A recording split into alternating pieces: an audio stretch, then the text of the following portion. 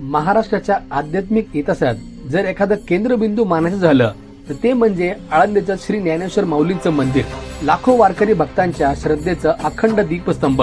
माऊलींनी वयाच्या अवघ्या 16व्या वर्षी ज्ञानेश्वरी सारखा अमर ग्रंथ लिहिला, जो भगवद्गीतेचं सहज आणि प्रेमळ भाषांतर आहे आणि जो आजही लाखो वारकऱ्यांच्या ओठावर आहे.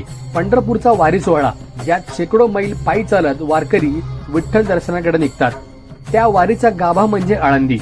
13व्या शतकात माऊलींनी वयाच्या 21व्या वर्षी संजीवन समाधी घेतली, म्हणजेच मृत्यू न येता चेतना आणि आत्मशक्ती यांना जिवंत ठेवून समाधीस्थ झाले, असा भक्तांचा दृढ विश्वास. पण 1972 मध्ये याच विश्वासाला चॅलेंज केलं गेलं. काही वैज्ञानिक प्रवृत्तीच्या कार्यकर्त्यांनी या श्रद्धेचं सत्य तपासायचं ठरवलं आणि गरज पडली तर माऊलींची समाधी उघडण्याचा देखील त्यांचा मानस होता. पण नेमकं पुढे काय झालं ही सर्वच 1972 भारत एका नव्या वाटेवर होता. देशात नव्या सामाजिक चळवळी उभा राहत होत्या.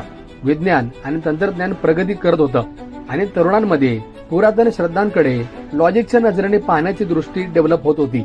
याच काळात काही बुद्धिवादी आणि शास्त्रीय दृष्टिकोन असलेल्या कार्यकर्त्यांनी आळंदीतील माऊलींची संजीवन समाधी ही भावनिक अंधश्रद्धा आहे असं त्यांना वाटू लागलं आणि त्यांनी ठरवलं की यावर वैज्ञानिक दृष्टिकोनातून तपासणी करायला हवी.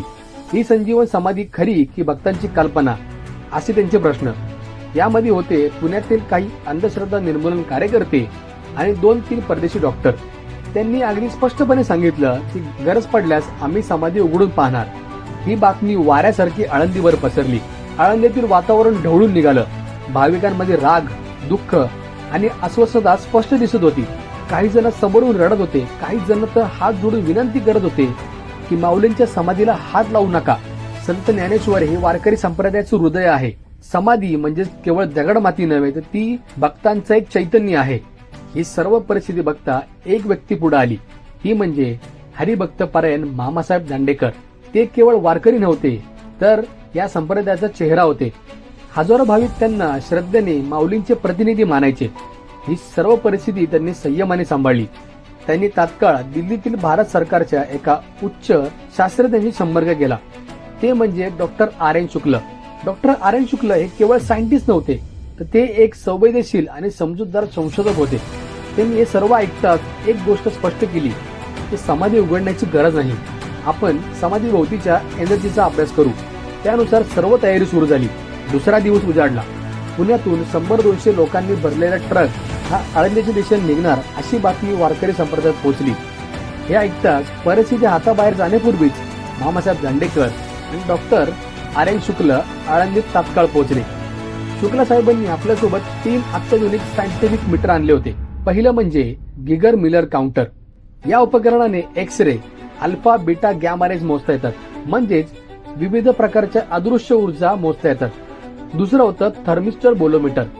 याच्या साह्याने इन्फ्रारेड आणि अल्ट्राव्हायोलेट रेज मोजता येतात. अशा ऊर्जा ज्या माणसांच्या डोळ्याने दिसत नाही पण त्यांच्या अस्तित्वाचा परिणाम आपल्याला दाखवतं. तिसरं होतं फ्रिक्वेन्सी रडार मीटर, जे इलेक्ट्रोमॅग्नेटिक लहरी आणि फ्रिक्वेन्सी टिपतो, म्हणजेच काही चैतन्य किंवा एनर्जी जर त्या जागी सक्रिय असेल तर त्याचं व्हायब्रेशन टिपता येतं. ही सर्व उपकरणं संत ज्ञानेश्वर माऊलींच्या समाधीपासून 6 फूट अंतरावर ठेवण्यात आलं.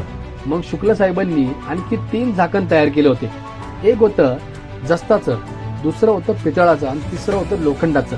यामागचा उद्देश एकच होता, जर ही ऊर्जा कोणत्याही धातूने झाकली गेली तर ती उपकरणात दिसते का. अंधश्रद्धा निर्मूलन कार्यकर्त्यांचा ग्रुप मंदिरापाशी पोहोचला. ते मंदिरात प्रवेश करणार तेवढ्यात मामासाहेबांनी त्यांना अडवलं आणि सांगितलं की आपण पहिले एक सायंटिफिक प्रयोग करून बघूयात. जर तुम्हाला पटलं नाही तर तुम्हाला हवं ते करा. त्यानंतर शुक्ला साहेबांनी त्यांना स्पष्ट सांगितलं की आपण समाधीवर एक झाकण टाकून मीटरवर काय दिसतं हे पाहायचं आहे. तुम्ही ते बघाल तेव्हा आम्ही इथे थांबणार नाही, आम्ही बाहेर निघून जाऊ. हे ऐकताच त्या ग्रुपमधील काही 10-12 प्रमुख मंडळी पुढे आली. त्यांना गाभाऱ्यात नेण्यात आलं. मामा आणि शुक्ला साहेबांनी त्यांना प्रयोगाविषयी समजून सांगितलं आणि दोघे गाभाऱ्याबाहेर गेले. त्यानंतर जे घडलं ते पूर्णपणे अविश्वसनीय होतं. मीटर समाधीपासून 6 फूट अंतरावर ठेवलेलं. मीटरला कोणी हात लावत नव्हतं. झाकण बदलले जात होते पण प्रत्येक वेळेस तीच ऊर्जा, तीच व्हायब्रेशन, तीच रिडिंग मीटरवर दिसत होती. कोणतेही बाह्य साधन नसताना एक अज्ञात पण स्थिर ऊर्जा जाणवत होती. आता त्या कार्यकर्त्यांच्या मनात नवीन प्रश्न उभे राहू लागली. कोणीही आत नाही, मीटरला कोणी हात लावत नाही, तरी काटा हलतोय. ही एनर्जी कुठून येते? ही काही हातचालकी नाही, ही यंत्रणाचा खेळ नाही. ही ऊर्जा स्रोत म्हणजे काय?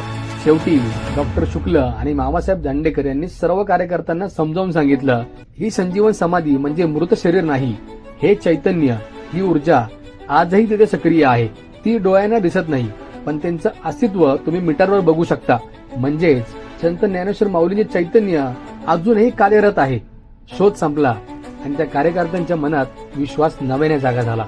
या प्रयोगानंतर अंधश्रद्धा निर्मूलन मंडळींचं दृष्टिकोनच बदललं. त्यांनी समाधी उघडण्याचा विचार तात्काळ मागे घेऊन टाकला. काही जण तर दरवर्षी समाधीच्या प्रदक्षिणा करताना दिसू लागले. एक इंग्लिश डॉक्टरने तर आपलं संपूर्ण आयुष्य माऊलींच्या सेवेसाठी आळंदीला समर्पित केलं.